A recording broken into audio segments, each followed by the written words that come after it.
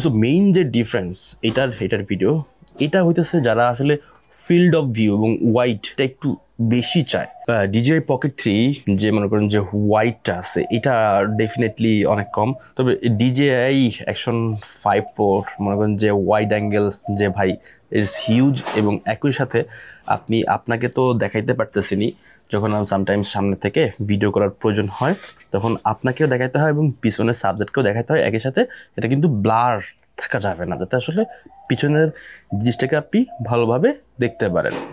কিন্তু এটাই কি হবে, যে সাবজেক্টটা আছে এবং পিছনে যদি আপনি কাছে থাকেন খুব বেশি ব্লার লাগতেছে, এবং একটু দূরে গেলে এটার আপনার মোটামুটি পরিমাণের দেখা যাইতেছে, তাও খুব বেশি পরিমাণে না, হালকা ব্লার আছে যেটা আসলে আপনাকে পপ আপ করতেছে। বাট এটাই কিন্তু আপনাকেও দেখাইতে পারতেছেন, অ্যাট দ্য সেম টাইম যে বাইরের ব্যাকগ্রাউন্ডগুলো আছে সেটাও খুব ভালোভাবে দেখাইতে পারতেছেন।